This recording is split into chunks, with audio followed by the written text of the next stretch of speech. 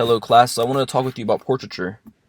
And we're first going to start by talking about some artists that work in portraiture. Then we're going to talk about proportions of the human face. And then I'm going to show you some student work for the portraiture project. So a portrait is an artwork that expresses the likeness of a person, particularly the face. And a self-portrait is a representation of an artist that's done by the artist. So self-portraiture has been around since the early humans, and you can see that in some cave artwork that was done in Spain 40,000 years ago.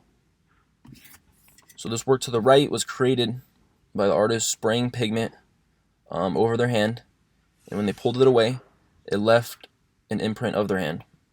Now, this may not look like what you would consider a portrait, because you usually think of a portrait as a face.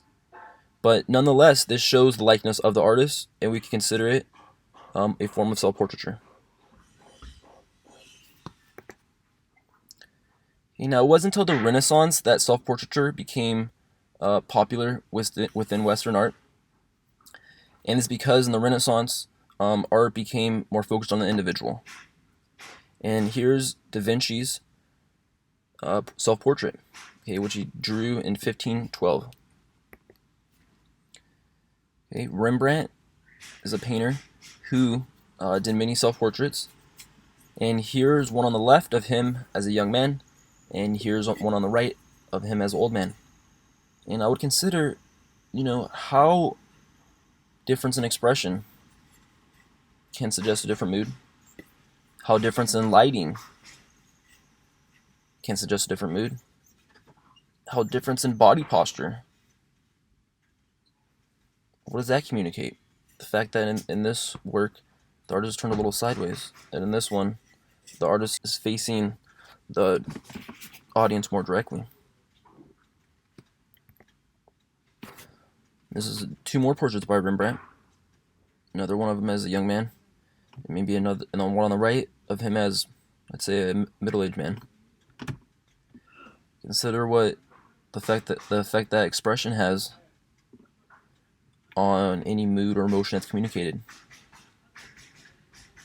Okay, as well as body posture. The fact that this one's a little bit at an angle, what does that suggest? Where this one looks a little bit more upright. Another artist that's very interested in self-portraiture is Van Gogh, Vincent van Gogh. These were all done by Van Gogh, except this Lego one. Van Gogh didn't do Legos. Or this one on the right. Okay, this is a photograph inspired by Van Gogh. But all these other ones are done by Van Gogh. And I would want you to consider the fact that context adds to the portrait and what it expresses. The effect that facial expression has to what's communicated. The effect of props, colors, mark making, composition. What effects do these have on the ideas, the feelings that are communicated? Okay, another artist that's very interested in self-portraiture is Frida Kahlo. And her work is very symbolic. I personally don't know what these symbols stand for, but I see a lot of roots, a lot of plant life. Okay, makes me think of growth, perhaps personal growth. It's a very interesting double portrait. What effect do you think it has to have two Fridas? So these are two portraits by Chuck Close.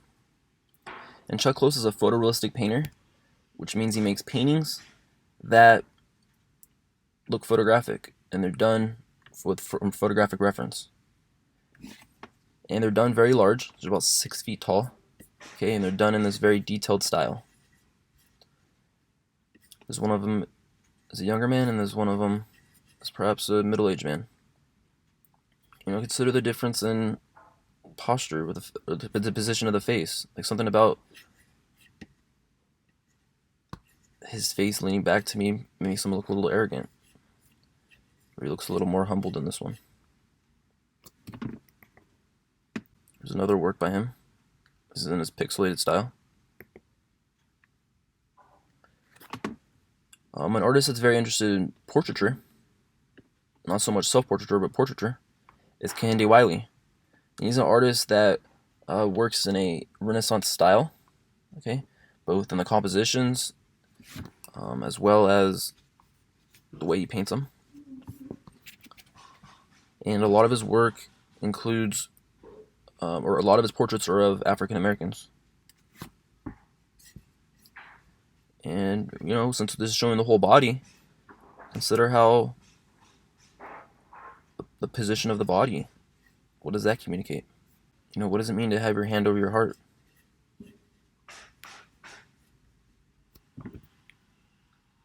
To be barefoot.